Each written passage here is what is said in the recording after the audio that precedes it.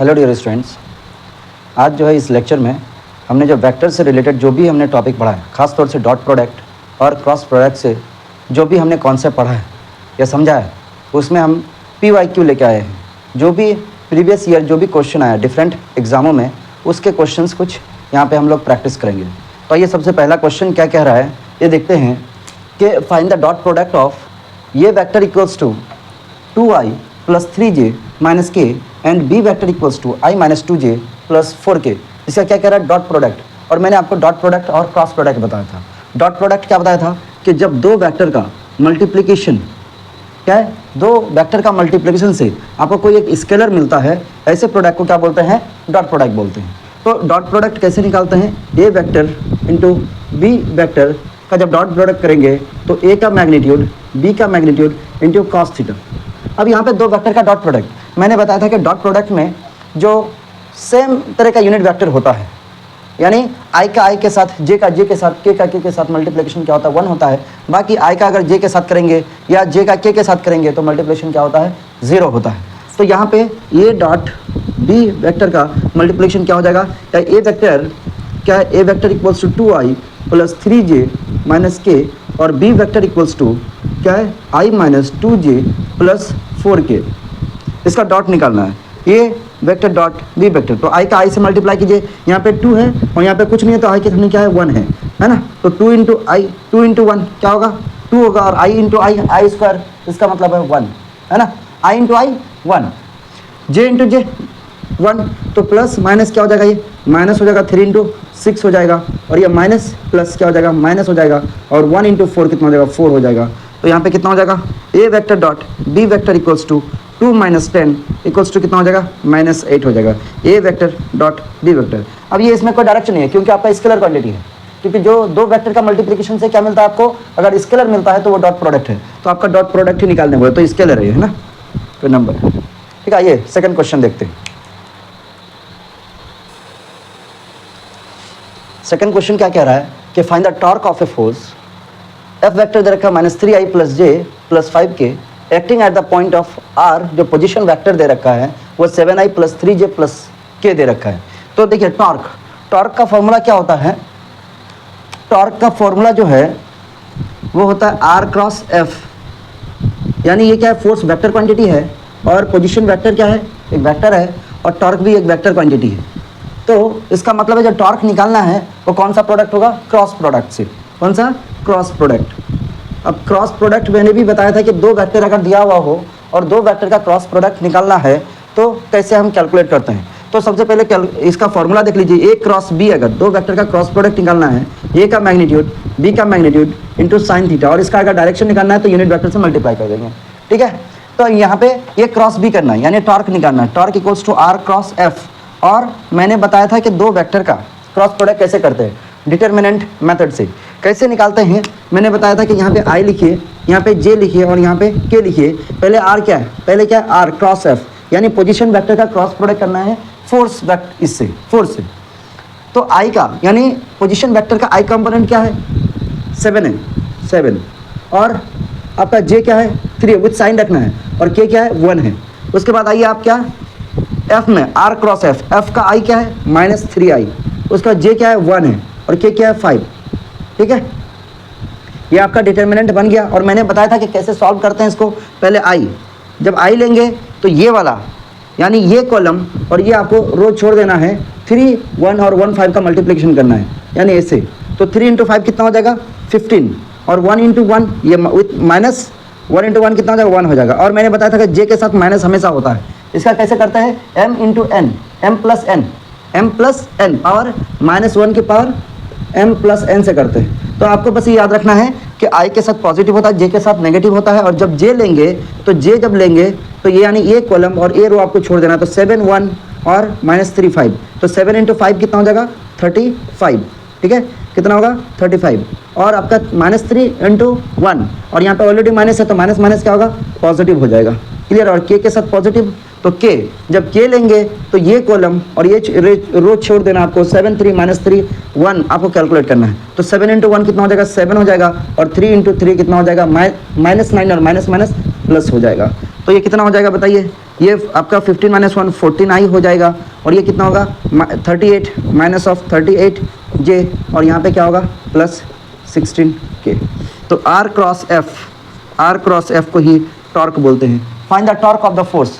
अब टॉर्क निकालना है, ये आपका क्या आ गया, टॉर्क का ये वेक्टर फॉर्म आ गया। इसका अगर मैग्नीट्यूड निकालना है तो क्या करेंगे, 14 का स्क्वायर प्लस माइनस 38 का स्क्वायर प्लस 16 का स्क्वायर कर देंगे, तो ये आपका जो आंसर आएगा उसका मैग्नीट्यूड आ जाएगा, और ये वेक्टर फॉर्म में आ गया। क्लियर है, आ गई बात समझ में। तो ये क्वेश्चन मैंने डॉट प्रोडक्ट से आपका PYQ लेके आया था, और दूसरा क्रॉस प्रोडक्ट से। अब इसमें और क्वेश्चन देखते हैं। क्वेश्चन नंबर 3 क्या कह रहा है, 3 vectors A vector equals to 2i plus 3j minus 2k, B vector equals to 5i plus nj plus k, and C vector equals to minus i plus 2j plus 3k are coplanar, then the value of m। अब यहाँ पे एक word लिखा हुआ है coplanar. क्या है coplanar? देखिए यहाँ पे 3 वेक्टर दिया हुआ है। क्या है, 3 वेक्टर दिया हुआ है, A वेक्टर, B वेक्टर और C वेक्टर, और कह रहा तीनों वेक्टर कोप्लेनर है कि नहीं है। मतलब तीनों वेक्टर क्या है, कोप्लेनर है, दिया हुआ है कि क्या है कोप्लेनर है, और n की वैल्यू मांग रहा है आपसे। और कंडीशन ऑफ कोप्लेनर क्या है, कंडीशन क्या है, कंडीशन ये है कि A वेक्टर का dot product B cross C, अगर ट्रिपलेट वेक्टर है ना, और कोप्लेनर है, तो इसका कंडीशन क्या है कि A वेक्टर का dot product into B cross C, यानी 2 वेक्टर B क्रॉस C, यानी B और C का आप क्रॉस प्रोडक्ट करेंगे, जो इसका रिजल्ट आएगा उसके साथ डॉट प्रोडक्ट करेंगे, उसको इक्वल्स टू 0 करेंगे। ये कंडीशन है कोप्लेनर का, इसका कोप्लेनर का। अगर 3 वेक्टर कोप्लेनर है, यानी A वेक्टर का dot into B cross C equals to 0 होगा, ये कंडीशन है। अगर ऐसा है तो ये क्या है, तीनों वेक्टर कोप्लेनर है, ये आपको याद रखना है, ठीक है। अब आइए हमें क्या निकालना है, B क्रॉस C। पहले हमें B क्रॉस C निकालना है। अभी मैंने क्रॉस प्रोडक्ट का बताया एक क्वेश्चन, जो सेकंड क्वेश्चन था कि क्रॉस प्रोडक्ट कैसे निकालते हैं। तो I, J और K डिटर्मिनेंट फॉर्म बना लेंगे।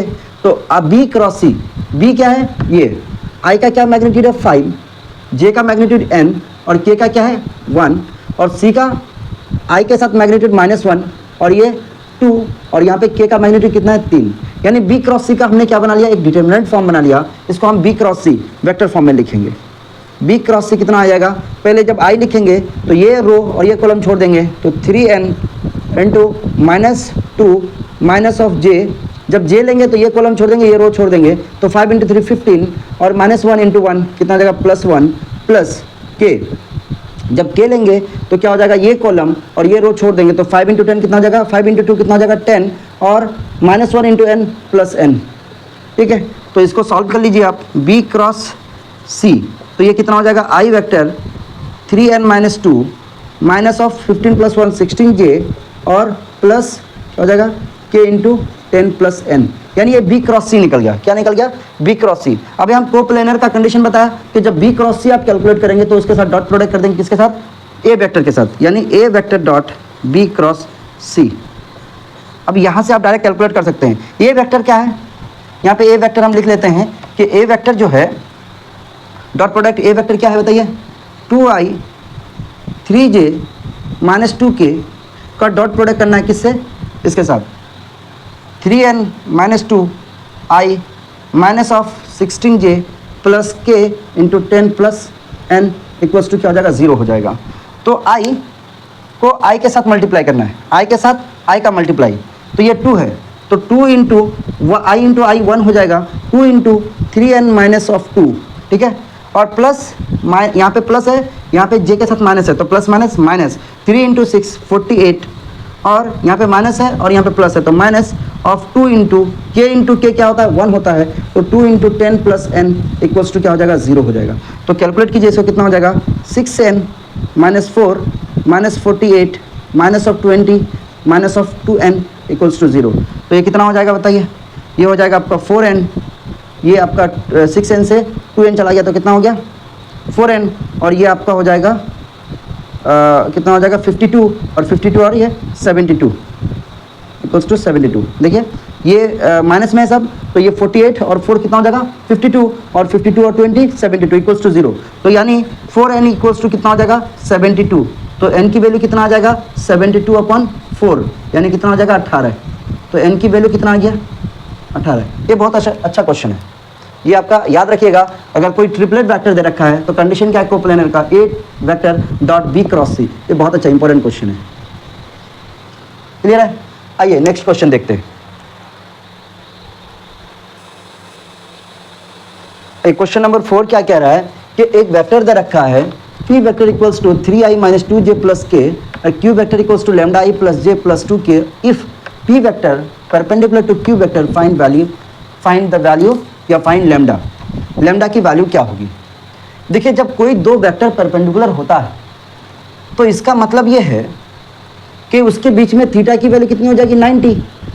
अब हमारे पास दो कंडीशन है या दो आपके पास क्या सॉल्व करने का तरीका है, एक आपका क्रॉस प्रोडक्ट, दूसरा आपका डॉट प्रोडक्ट। लेकिन यहाँ पे सबसे आसान जो है कि परपेंडिकुलर दे रखा है और दो वेक्टर का मल्टीप्लिकेशन 0 हो जाएगा अगर थीटा की वैल्यू क्या हो 90 डिग्री हो, तो उस कंडीशन में हम डॉट प्रोडक्ट लगाएंगे। तो यानी अगर हम इसका सॉल्यूशन में ये कहें कि एक p वेक्टर है और दूसरा q वेक्टर है, इसका डॉट प्रोडक्ट कितना हो जाएगा, p का मैग्नीट्यूड q का मैग्नीट्यूड इंटू कॉस 90। तो यानी इसका डॉट प्रोडक्ट क्या हो जाएगा 0 हो जाएगा। तो अब यहाँ से हम p और q को डॉट प्रोडक्ट करके इक्वल्स टू 0 कर देंगे तो हम लैम्डा की वैल्यू हम निकाल सकते हैं। तो अगर कोई दो वेक्टर परपेंडिकुलर दे रखा है और कोई एक आपका वैल्यू पूछ रहा है, जैसे यहाँ पे लैम्डा पूछ रहा है, उस कंडीशन में आप डॉट प्रोडक्ट लगाइए और इक्वल्स टू 0 कर दीजिए, क्योंकि कॉस 90 की वैल्यू 0 हो जाती है। तो p वेक्टर कितना है 3i minus 2j plus k का dot product lambda i plus j plus 2k equals to क्या हो जाएगा, ये 0 हो जाएगा। ठीक है। अब i का i से मल्टीप्लिकेशन 3 और ये लैम्डा है इसका मैग्नीट्यूड, तो ये क्या हो जाएगा 3 लैम्डा, ये j है और ये j का मल्टीप्लिकेशन 1 हो जाएगा, तो माइनस प्लस क्या हो जाएगा माइनस ऑफ 2 और प्लस 1 है यहाँ पे, प्लस के मतलब यहाँ पे कुछ नहीं है तो 1 है, 1 इंटू 2 करेंगे तो प्लस 2 इक्वल्स टू 0 हो जाएगा। तो कितना हो जाएगा 3 लैम्डा, ये प्लस 2 माइनस 2 क्या हो जाएगा 0 हो जाएगा, ये माइनस 2 प्लस 2 क्या होगा 0 हो गया, 3 लैम्डा इक्वल्स टू 0, तो लैम्डा की वैल्यू क्या हो जाएगी 0 हो जाएगी, लैम्डा की वैल्यू 0 हो जाएगी। बस आपको कंडीशन याद रखना है कि अगर दो वेक्टर आपका परपेंडिकुलर दे रखा है उसका प्रोडक्ट क्या हो जाएगा 0 हो जाएगा। उस कंडीशन में यहाँ पे कुछ भी वैल्यू हो सकता था कि लैम्डा की जगह पे ये होता find the value of A, find the value of B, या हो सकता था यहाँ पे बोलता फाइंड द वैल्यू, यहाँ पे कुछ देके यहाँ पे बोलता find the value of x. तब उस कंडीशन में क्या करेंगे, दो वेक्टर का डॉट प्रोडक्ट लगा के इक्वल्स टू 0 कर देंगे। ठीक है। आइए नेक्स्ट क्वेश्चन देखते हैं। आइए क्वेश्चन नंबर 5 क्या कह रहा है कि if two vectors 2i plus 3j minus k and minus 4i minus 6j plus lambda k are parallel to each other then find the value of lambda. Question number 4 में भी कुछ ऐसी ही कहानी थी कि दो वेक्टर दे रखा है और दोनों वेक्टर क्या है आपस में परपेंडिकुलर है, और वहाँ पे भी पूछ रहा था कि find the value of lambda. जब दो वेक्टर परपेंडिकुलर दे रखता है या दे रखा हो और कोई वैल्यू पूछ रहा हो, तब आप परपेंडिकुलर जहाँ पे भी आपको दो वेक्टर के बीच में दे रखा है तो डॉट प्रोडक्ट इक्वल्स टू 0 हो जाएगा, क्योंकि कॉस 90 की दो वेक्टर अगर परपेंडिकुलर है इसका मतलब थीटा की वैल्यू 90 डिग्री, थीटा की वैल्यू 90 डिग्री, तो कॉस 90 क्योंकि डॉट प्रोडक्ट में कॉस थीटा आता है तो कॉस 90 क्या हो जाएगा 0 हो जाएगा। तो दो वेक्टर का डॉट प्रोडक्ट इक्वल्स टू 0 कर देंगे, है ना। और अगर क्रॉस प्रोडक्ट अगर पूछे कि दो वेक्टर पैरेलल है, तो पैरेलल का मतलब है कि एक वेक्टर ये है दूसरा वेक्टर ये है, एक ये वेक्टर दूसरा ये वेक्टर, तो दोनों के बीच में एंगल कितना होगा 0 डिग्री, दोनों के बीच में एंगल क्या होगा 0 डिग्री। ठीक है। तब इस कंडीशन में आप क्या करेंगे, साइन 0 क्या होता है 0, तो यानी दो वेक्टर का आप क्या करेंगे क्रॉस प्रोडक्ट कर देंगे, दो वेक्टर का आप क्रॉस प्रोडक्ट कर देंगे। क्रॉस प्रोडक्ट कैसे निकालते हैं, ए का मैग्नीट्यूड बी का मैग्नीट्यूड इंटू साइन थीटा, और यहाँ पे साइन थीटा की वैल्यू क्या होगा 0, तो यानी दो वेक्टर के बीच में क्रॉस प्रोडक्ट इक्वल्स टू 0 होगा। कब, जब ये बोलेगा कि पैरेलल है, दोनों वेक्टर आपस में क्या हो पैरेलल है। तो यानी ए वेक्टर है equals to 2i plus 3j minus K, B vector equals to दे रखा हो minus 4i 4j plus lambda के, ये दे रखा है। तो ए क्रॉस बी निकालना है, ए क्रॉस बी ये डिटर्मिनेंट फॉर्म बनाएंगे आई जे के, आई कितना है 2, जे कितना है 3 और के कितना है -1, और बी वेक्टर -4 और जे -6 और के की वैल्यू लैम्डा, ये डिटर्मिनेंट हो गया। तो ए क्रॉस बी इक्वल्स टू कितना होगा आई, तो ये क्या करेंगे आई इंटू क्या करेंगे, ये जब ये करेंगे देखिए मैंने क्या किया कि ए वेक्टर क्रॉस बी वेक्टर का डिटर्मिनेंट फॉर्म बना लिया, है ना। तो ये क्या है आई जे के और आई ए वेक्टर का कंपोनेंट आप लिख लीजिए, आपका मैग्नीट्यूड क्या आई का 2 है और जे के साथ क्या है 3 है और के की वैल्यू कितनी है -1 और उसी तरह से बी वेक्टर कितना है -4 -6 प्लस लेमडा। अब मैंने बताया था कि दो वेक्टर का क्रॉस प्रोडक्ट कैसे निकालते हैं, आई और इसके साथ मल्टीप्लाई कर देंगे, क्रॉस मल्टीप्लाई है ना, क्रॉस मल्टीप्लाई तो 3 लेमडा और ये माइनस माइनस क्या होगा पॉजिटिव और ऑलरेडी यहाँ पे माइनस होता है तो -6 हो जाएगा माइनस जे। अब जब जे लेंगे तो ये कॉलम और ये रो आपको छोड़ देना है तो क्या बचेगा 2 इंटू लेमडा, कितना हो जाएगा 2 इंटू लेमडा, ठीक है 2 इंटू लेमडा। तो और यहाँ पे क्या होगा -4 उसी तरह से -1 तो पॉजिटिव हो जाएगा और ये पे माइनस हो जाएगा 4 और प्लस के। जब के लेंगे ये कॉलम और ये रो आपको छोड़ देना है तो यहाँ पे कितना हो जाएगा -12 और -12 और यहाँ पे क्या हो जाएगा -12, यहाँ पे -12 तो ये पॉजिटिव हो जाएगा, माइनस माइनस पॉजिटिव। अब ए क्रॉस बी यहाँ पे पैरेलल दे रखा है, दो वेक्टर अगर पैरेलल है तो इसका मतलब ए क्रॉस बी की वैल्यू कितनी हो जाएगी 0 हो जाएगी, यानी इक्वल्स टू आपको क्या कर देना है 0 कर देना है, इसकी वैल्यू क्या कर देना है 0 कर देना है। तो अब ये बताइए 3 लैम्डा -6 की वैल्यू भी 0 हो जाएगी, 2 लैम्डा -4 की वैल्यू भी 0 हो जाएगी, यहाँ पे तो ये 0 हो जाएगा तो 3 लैम्डा इक्वल्स टू क्या हो जाएगा 6 हो जाएगा, तो लैम्डा की वैल्यू 6 अपॉन कितना हो जाएगा 3 इक्वल्स टू 2, तो यानी लैम्डा की जो वैल्यू आ गई वो कितनी आ गई 2 आ गई। क्लियर है? तो आपको याद रखना है कि दो वेक्टर अगर परपेंडिकुलर हो तो डॉट प्रोडक्ट 0 करना है और दो वेक्टर अगर पैरेलल हो तो साइन थीटा, यहाँ पे थीटा की वैल्यू 0 हो जाएगी और साइन 0 की वैल्यू क्या होता है 0 होती है, तो वहाँ पे ए क्रॉस बी लगाना है, क्रॉस प्रोडक्ट। क्लियर है? चलिए आज यहीं तक का लेक्चर, और इस पर अगर आपको मुझे अगर अच्छा क्वेश्चन मिलता है तो हम फिर आपको किसी एक लेक्चर में हम डिस्कस करेंगे। और यहाँ पे अगर आपको कोई समझ में नहीं आए तो कमेंट कीजिएगा और मेरी वीडियो आपको अच्छी लगे तो कमेंट, शेयर, सब्सक्राइब और लाइक करना है। Thank you.